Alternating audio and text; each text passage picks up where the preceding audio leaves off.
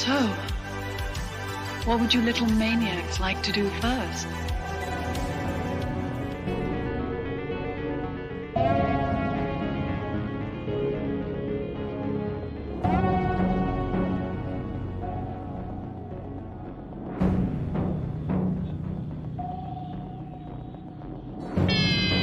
I see death. When there's no more room in hell, the dead walk here. Sometimes that is better. Here's Johnny. We all go a little mad sometimes. I'm my number one fan. I am the devil, and I am here to do the devil's work. I want to play a game. Go to hell! Hell is only a word. Reality is much, much worse.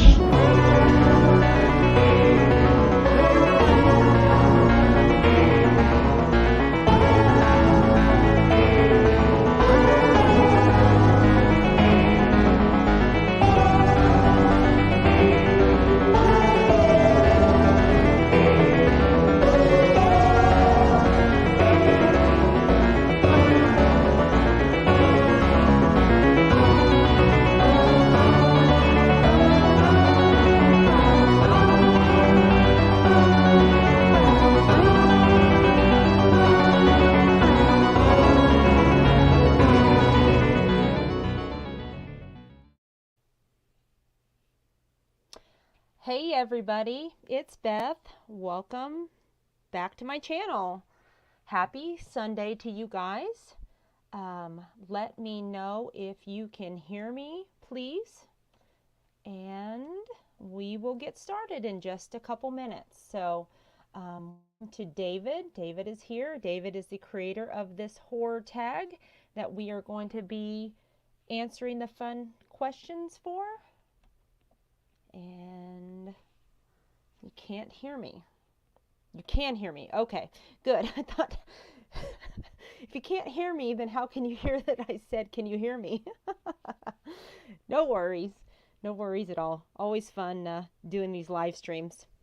You never know what's going to happen. So I wanted to do this live stream more in the daytime. So hopefully some people from, across the pond might be able to join in, whereas my usual live streams are later in the evening for me, and that's kind of late in the day for them. So anyway, no worries. But yes, again, we are here to answer the horror tag. So there's going to be 10 questions to answer. They are linked down below in the description of this video when it goes live. You feel free to answer them. Make your own response to this video. That would be awesome. And let's see if we can't get this horror tag to circulate a little bit. Even though Halloween is over with, for those of us that are horror fans, horror is in our blood and it's a constant in our lives. So it's not just for October, it's a year-round passion. So let's go ahead and get started, I guess. I don't want to take up too much of your Sunday. So as I said, this horror tag was created by my friend David's Horror, and that is his channel there, and his channel will be linked down below. So please go check out David's channel. Give him a like, give him a subscribe, please.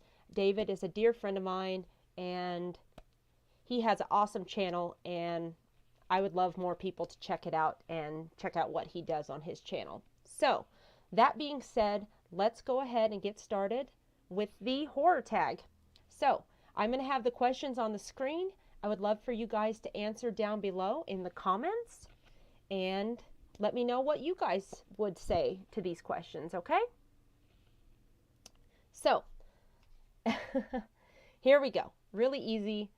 10 questions. Let's get to it. So, number 1, what is your earliest memory of watching a horror movie? What's your earliest memory watching horror? So, for me, that is going to be A Nightmare on Elm Street. As I know, probably a lot of youngins my age, in the 40 and up range might say that film as well. It was very influential in the early 80s.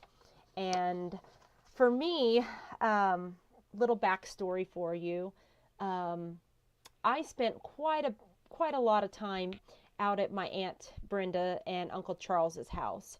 My mother had a lot of health issues, mental issues when I was growing up. My dad worked full time, so there was a span of a couple years where I pretty much lived out at my aunt's house and my granny's house, who was right up the road. So, and the nice thing about going out to my aunt's house is she was one of those cool aunts, you know, that kind of let us run free, so to speak. So there really was no vetting out what we watched, you know, having an opinion on if it was appropriate or not. And I had older cousins too. So I was, you know,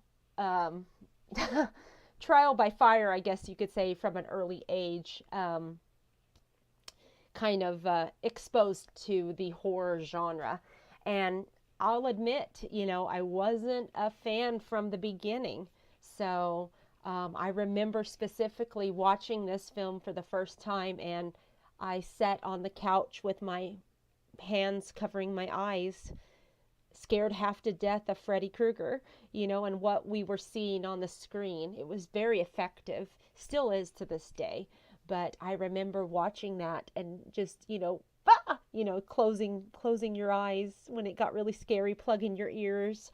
And it's a wonder I did become a horror fan, because that movie did traumatize me a little bit back then. So yeah, that was my really early memory that I can remember of watching a horror film. So let's see. David says his Aunt Vicky was the same way. I think we all have those kind of cool aunt and uncles like that were a little bit more free-spirited, not so many rules, because at my house we definitely couldn't watch anything like PG-13 and above.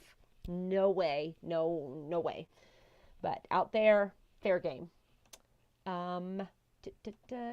Let's see. David said, I saw Terminator at her house with my then uncle. My mom was furious. Yeah, I can imagine that. I can definitely imagine that. Okay, number 2. Favorite horror movie of all time. Favorite horror movie of all time. So that's a loaded question. And I chose to pick something a little bit different. It's still by the same director, and not going to surprise anybody that probably stumbles upon this video. But I love John Carpenter. I could easily say Halloween, but I'm going to say Christine for the time being, because, you know, we just got off of the, you know, October, the marathon of watching horror almost every day. And we watched Christine a couple times. And I love Christine. I think it's highly underrated. I know more and more people are kind of coming around to it in the past few years, but I personally think it's a great film. I think Carpenter, he was able to capture the essence of the book and the story that Stephen King wrote. Yes, it's not, you know, by the book, but it was a very, very well thought out adaptation.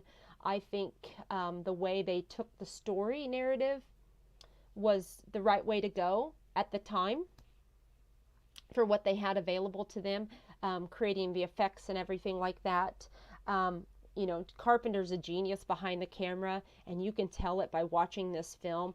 I mean, the cinematography is beautiful in this film, I think. I love the aesthetic of it. The look of Christine, how she changes. Not only the car changes, but then how she also changes Arnie in this film. And as you see on the screen there, this is one of the big scenes towards the kind of latter half of the film. And Christine gets burned, and she chases down another victim. And I just love that, how they got the car to burn in that scene. The special effects that they used on this film were all practical, and they hold up to this day. They hold up. So yeah, Christine is one of my favorite films of all time, and I had to pick it for today. So, and who knows, maybe tomorrow my taste would change, and that's the fun thing about doing these little tags from time to time, is your tastes do change and evolve. So there we go. That is that. David said he thought that I was going to guess that, and he was right. So let's go on to number 3. What is your favorite horror sci-fi movie? And I'm guessing David will guess what I'm going to say for this one as well, but it's my favorite. I had to pick it. So for me, that's going to be The Terminator, the first Terminator film. I love this film so much. You're going to hear me say that a lot throughout this little video.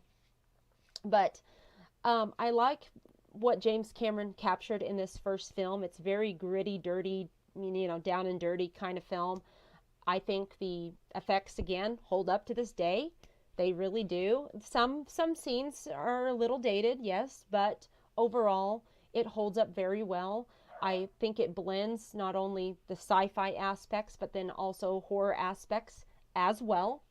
I also think that there's a great love story in this film, and not many people mention that so much, and that's, I'm going to mention that today because I do love the love story aspect of it. You have Kyle Reese coming back in time to save Sarah Connor, and he confesses his love to her, that he's always loved her, and I think that's very powerful, a very powerful statement there. So, and Arnie, got to give him credit, he's perfect for this role, really perfect. They were looking at a couple different actors for the role, and I'm glad that they settled on Arnold Schwarzenegger. He really made the Terminator very menacing, a definite threat, and I know a lot of people might not agree with this, but it definitely has that kind of horror slasher vibe to it as well. So yeah, that's my favorite horror / sci-fi kind of movie. So, let's see. Who are some of your other candidates? I thought about, I kind of thought about The Fly a little bit, because it does kind of blend, again, a horror, sci-fi, love kind of thing together as well. Definitely Aliens would have been a good contender. What else? Even like RoboCop to some degree has kind of a little bit of a slasher sci-fi vibe to it, in my opinion. So, let's see. Cole says, interesting. I'm not sure how I would answer that question. That's the fun thing of these tags, Cole, is they really make you think outside the box a little bit. Oh, who are the other candidates for the Terminator? I think OJ was one of them, if I'm not mistaken, according to Wikipedia. I think that's right. I have to double check on that. But I think he was, and wasn't Lance, I think Lance Hendrickson up for the role too, maybe? Something? Don't quote me on that, guys. I'm just thinking off the cuff here. So, yeah. No. Can you imagine? Can you just imagine? Oh, no. Okay. Number 4. Favorite horror subgenre. So, I mean, this you can take in any different direction, really. You could say supernatural, sci-fi, home invasion, monsters, creature features. There's lots of different subgenres of horror. Whoops, went too fast. But for me, slashers take the cake. I love a good slasher film, and I'll get into, on the next question, I have a little bit of a tangent to go on about it, but which explains why I like slashers so much. But I like a certain kind of slasher.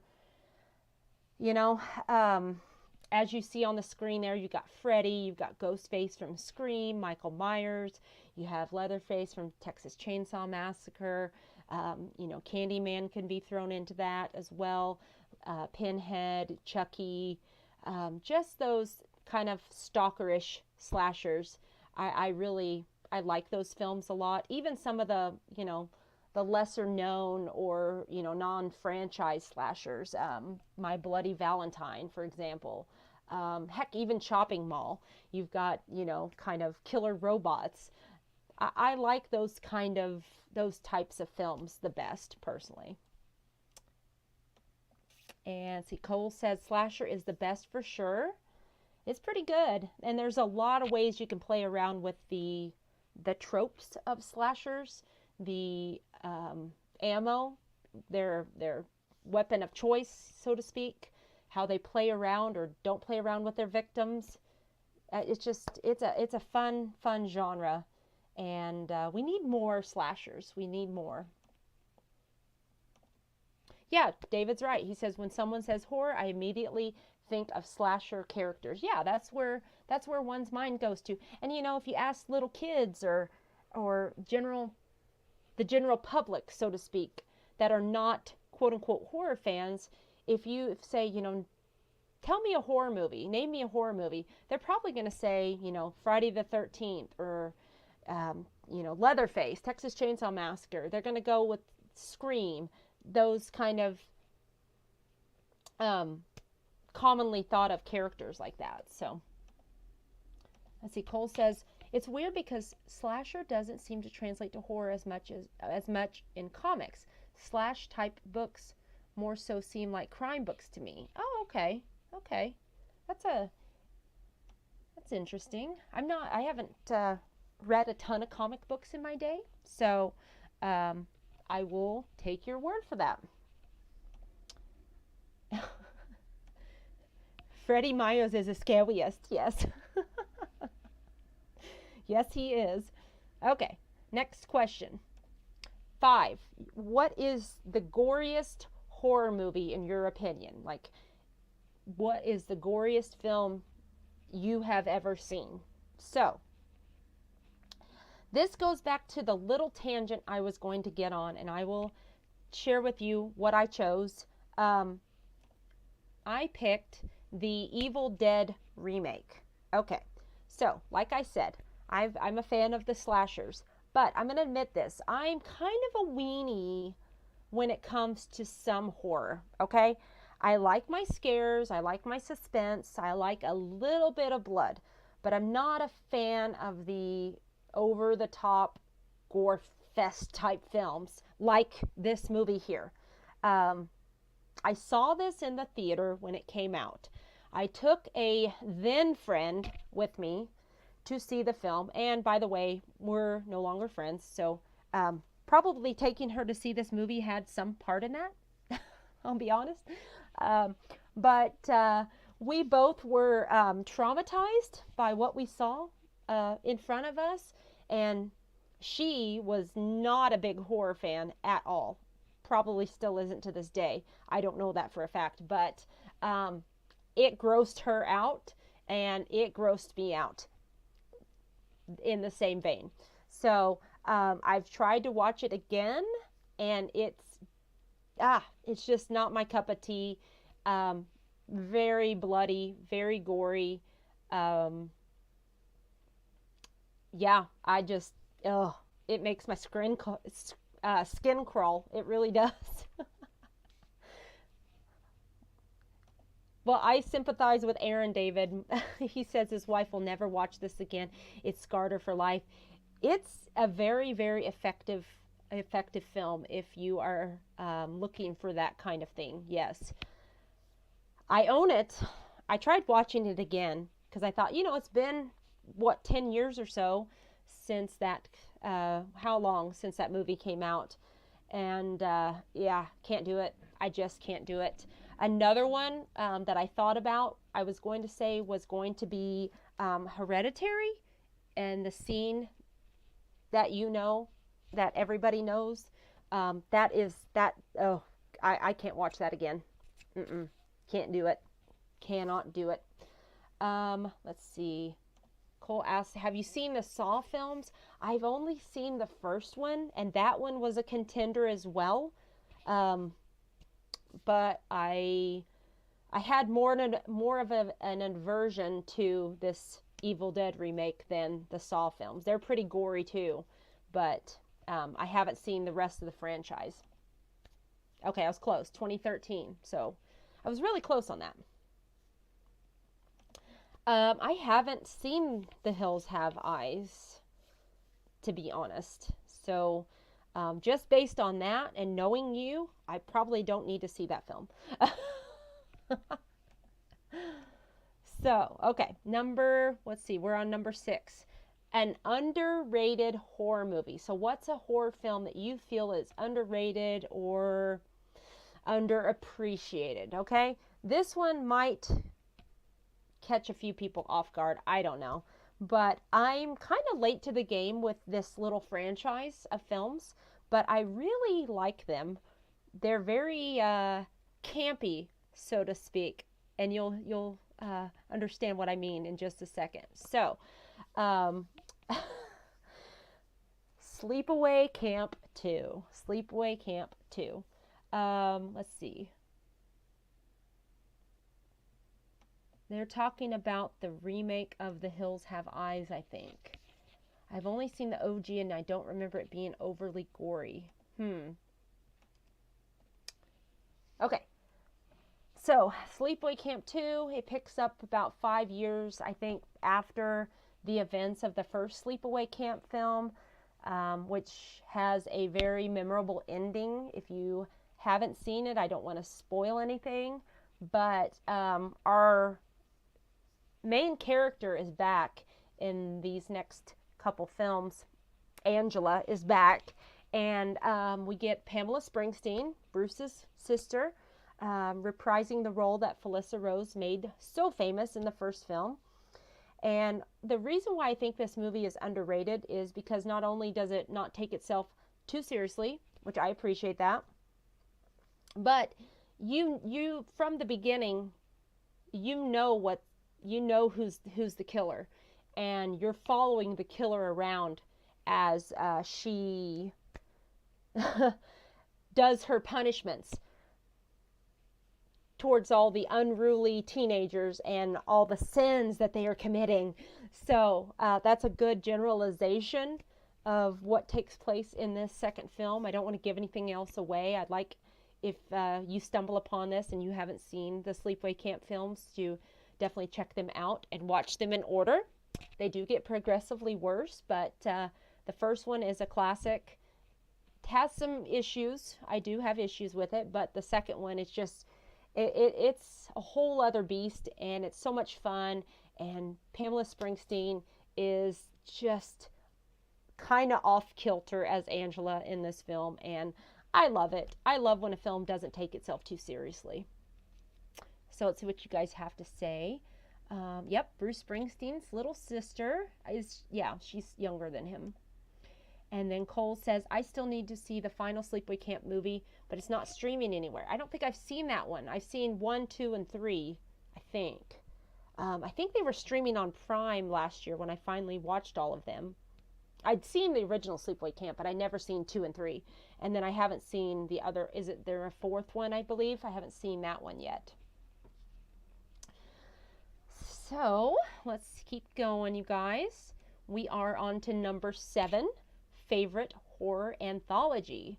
So, anthologies, little vignettes in a whole feature film. A lot of times these are kind of hit and miss as a general rule, and this one is no different. So we have the original Creepshow. So this, of course, was directed by George A. Romero from the Night of the Living Dead, Dawn of the Dead, Day of the Dead, on and on, and written by Stephen King. So we have 5 short films in this whole film that include Father's Day, The Lonesome Death of Jordy Verrill, which is in fact based on a Stephen King short titled Weeds, and my personal favorite, Something to Tide You Over, which stars Ted Danson and Leslie Nielsen. And then we have The Crate and They're Creeping Up on You. So, and then the film, this is fun, the film is bookended with a kind of a prologue and an epilogue that features Stephen King's young son, Joe Hill, at the time. And, the way the movie starts out is he's being punished by his abusive father, who is an unmustached Tom Atkins in an uncredited role. And he's reading these horror comics, and his dad, this, abusive father, doesn't want him reading these horror comics. And these are, based upon Tales from the Crypt kind of horror comics of the past, And so it's really cool how it starts out, and then we go through all the stories, and then it ends with, I don't want to give it away, but we come back to the little boy at the end of the film. So this movie, I grew up watching this film. I remember watching it, way back in the day. The Lonesome Death of Jordy Verrill used to be my favorite segment because of Stephen King and meteor shit and all that. And it's just kind of funny to see him and all the greens growing everywhere and on him, and I always loved that segment as a kid, but anymore, Something to Tide You Over is my favorite now, because I love Leslie Nielsen in a somewhat serious role for him, which we haven't seen him in very many serious roles, not since, Poseidon Adventure? It's been a long time. And so he's very over the top and dramatic in this role, but he plays a man, his wife has been kind of not being faithful, so to speak, and has been having an affair with Ted Danson. And so he kind of kidnaps Ted Danson and makes him jump into this hole on the beach and buries him alive, basically, up to his neck, and the tide starts coming in, and it gets closer and closer and closer, and I don't want to give the rest of the story away. You just have to watch it to find out what happens, but I love that segment of the film. And got to give a shout out to, oh my gosh, I just lost his name, Ed Harris. Ed Harris's dancing in the very first segment of Father's Day is, it gives Crispin Glover's dance slight run for its money. Not quite as good, but it's pretty memorable. So let's see what you guys have to say. Let's see. David says, Creepshow has earned some big props for me. It's one that has really grown on me. I need to buy the soundtrack again. I got rid of it, and that's the one horror soundtrack I do regret getting rid of. But Cole says, Creepshow just recently is back to comics. I think 3 issues. Okay, cool. That's neat. I won, let's see, I think it was from my friend Cody, had a contest on his channel a year or 2 ago, and I won a Creepshow comic, a little book made of basically a comic, kind of a soft-bound comic of all of the stories from this movie. Excuse me. And then David said, it's one I saw as a kid, but never revisited it until very recently. Yes, Crispin, Ed, and Jesse from Nightmare on Elm Street 2, 3 best 80s horror movie dancers. That is, yeah, those are pretty good. We should make a mashup of all of them, David. To what would be a good song? Dancing Machine? Dancing, dancing, dancing, dance machine. From, what is that, Jackson 5? That might be funny. All right. Appreciate you guys watching, as always. Number 8, favorite Stephen King-based horror movie. So, lots to choose from here. Lots to choose from. So we started out with Carrie, I think was his very first adaptation back in, 76? And then we had, Salem's Lot in, 78 or 79? And then The Dead Zone probably by 80, somewhere around then. So there's been lots and lots of horror adaptations of Mr. King's works over the year, and probably one of the most contentious here lately, and one of the most acclaimed possibly by some and hated by others, is my favorite, and that is going to be The Shining. So I actually just saw The Shining on the big screen for the first time this past Halloween. My family and I went on Halloween night to see a 4K presentation of The Shining. And I will say this, you know, having watched this film numerous times over the years on VHS, on DVD, Blu-ray, at home, seeing it on the big screen in a theater with humans around you with surround sound, it was so much more scary and off-putting than it's ever been, honestly. Just the visuals and hearing the different sounds and seeing things that maybe you've never picked up on before, because I mean, it's on a big screen right in front of you. I definitely recommend seeing it on the big screen if you get a chance to. It's well worth the cost of admission. So, gotta thank my local Alamo Draft House, great cinema chain. We recently got one a few years ago. They put one in, and that's been my theater of choice ever since then, because they do movies like this. They bring up old films, which I know a lot of theaters do, but they really give you a chance to see some interesting films on the big screen.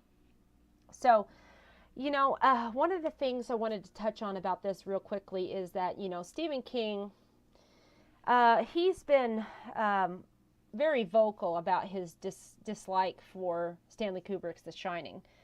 But I know he's come around to it over the years, and my personal opinion about that is, why not? You know, think of all the money he's making from this film over the past 40 plus years. You know, just give it a break, Steve. Give it a break. And just cash those royalty checks. Because the film doesn't take away from your book. It probably makes people want to go check out your book more. You know? And as an avid reader myself, I go into books and to films, and I can differentiate the two. I understand that the movie is going to be different than the book, and vice versa. So, I want to give a big shout out to Wendy Carlos and Rachel Elkin for their score, albeit I know Kubrick didn't use all their score pieces in this film. That's a whole other ball game and a whole other story for another day. But the score, hearing that with those speakers, it was just immersive and all accompanying, and I just loved it. It was amazing. So, David says he would love to have seen this on the big screen. It looks fantastic in 4K. I hope to pick that up maybe by Black Friday or something. Hopefully there'll be some good sales and I can finally get me a 4K player, because I've pre-ordered a couple more 4Ks. I only own I think 2 so far. So and The Shining would be one I would love to have and see in that presentation. All right, we're getting near the end. So, number 9. What is your favorite horror movie from the past 10 years? You know, it's really easy for us to go back in time. Nostalgia is a big thing right now, and it has been for a while. We love our 80s. I mean, my channel's based on the 80s, but you know, we love to go back to the 80s. The 90s are coming back big right now. But what are some of your favorite films from the past 10 years? So I kind of cheated here because I picked 3, but they are in a trilogy. So let me get Jennifer's comment real quickly here. She says, I saw this in the theater on Thursday. Very cool. That's awesome. Did you like it? Had you seen it in the theater before? Let me know, and I'm going to read your comment when we get to it. So, favorite horror movie from the past 10 years. I could have picked numerous things that are right up there, but thinking about what I had the most fun with seeing Fear Street. This is the Fear Street trilogy. So I am cheating a little bit, but I'm going to say the Fear Street saga of all 3 films. This was a great little event that Netflix put on a couple years ago. Was it last year? I think last year. And they released, and there's Fear Street, the one based in the 90s, one in the 70s, and then one in the 1600s. So, and the stories kind of all love together. They lump in together throughout the whole trilogy. So, I personally was a young lady that read the Fear Street books growing up before I, that was my like gateway into then finding Stephen King at that time. I like that this story was inspired by events in the book series, not necessarily a, full-on adaptation, but they took certain things from the narrative of Fear Street and made this story. So I like that. I know a lot of people have given it crap because it's not the books. Well, that's what you get sometimes. But the story of this in a nutshell is kind of the lore around the curse of Shadyside, this town called Shadyside. I don't want to give anything away. I'd like you guys to check this out if you can. It's on Netflix. But it's about the curse of Shadyside that was inflicted by this witch called Sarah Fear in 1666. She was tried and hanged because she was thought to be a witch, and supposedly she has cursed this town after they killed her. So that's all I want to say. But I do like that all 3 films, they're different in their own right. But if you watch them back to back to back, I like the narrative throughout, and you definitely want to see how the trilogy plays out. Let's see. Jennifer said that was her first time. Awesome. And she loved it. That's great. And David says he liked Fear Street, and the 76 segment was his favorite. I think that was mine too. If I remember right, I have to look back on Letterboxd for sure. But I think I ranked them like 76, 1990. Was it 8? And then or maybe I put 1666 second. I can't remember. They were pretty close. They were all like, for me, like 4 to 5 stars. It was a very, very good little solid trilogy. Yep. I think it was 70. Was it 78? Let me look. I will pull up my Letterboxd real fast, buddy, and find out just to get my information correct. Let's see. Find it out. And it was in the summer last year, wasn't it? Yep. So we have 1994, 94, 78, and 1666. So, yep. And there we go. Let's make sure that... Okay, sorry, I hate group text messages. I feel like you're being held hostage in them. Oh boy, that's a tangent for another day. All right, number 10, last question, you guys. Again, all these questions will be linked down below. Please do your own response to this. That would be great. And be sure to use the hashtag HorrorTag2022 so David can find it and check out your video. All right. David, I think we were right on the money there. I think I was the same, if memory serves. All right. Who is your favorite horror icon? Okay. Favorite horror icon. So that can go many different directions. But just to be plain and base, because he is my favorite, and this is my tag question. This is my answers for the tag. I'm going to say little old Mikey Myers. He's my favorite. Love the Halloween franchise. And yes, we're coming off a the last film that we just got, Halloween Ends. Talk about contentious film, but you love it or you hate it. There's almost no middle ground with that movie, but overall, I am a fan of Michael Myers, and I know he's not the, quote, OG or the GOAT, as the kids say nowadays, but, without Michael coming onto the scene, we probably, with the success of Halloween, honestly, we probably wouldn't have gotten Freddy, maybe not Jason, Chucky, and again, I know he's not the original. I know Leatherface was long before him, but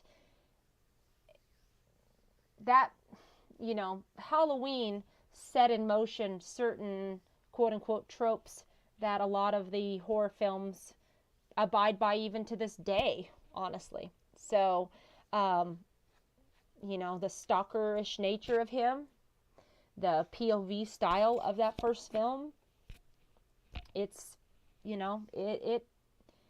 it carries forward to this day. So, and I like the Halloween franchise, and I think it is definitely kind of a choose your own adventure franchise that you can almost find something for every taste out there. There's going to be a film that someone will like. If you're a fan of horror, there's going to be a certain film in the franchise that you're going to like, I think. I don't know many people that don't like at least one of the Halloween films, I guess is what I'm trying to say. So, but, Michael, he is, I think, a real true pillar of horror. And it's not over for him by a long shot. Ended a certain way. That's all I'll say. I don't want to give anything away. But that's not the end of Michael. He'll be back. He always will. Evil never dies. And,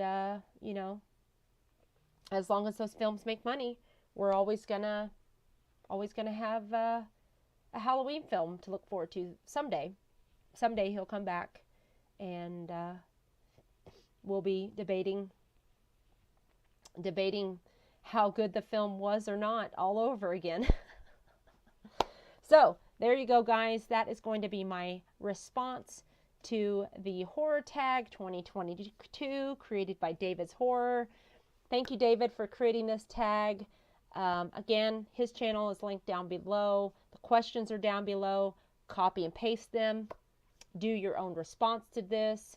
That would be great. Let's see what else anybody says.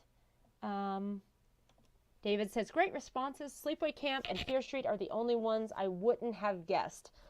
Well, those two were kind of hard to come up with, if stretching out. If the truth be known, I loved those questions, David. I think they were very unique and a little bit different spin. So kind of made you think, really, like, what is something underappreciated? And then the other question about the modern horror, like I said, we always want to go back and be nostalgic. But what's some good that's come out lately, and I love that. So props to you on creating a great tag. So there you go, guys. That's going to be my responses. So we're going to end it here for today.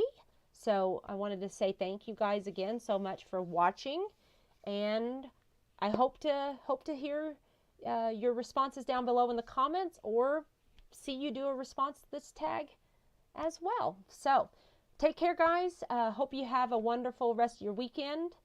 Be excellent to each other, and we will talk to you soon. Bye-bye.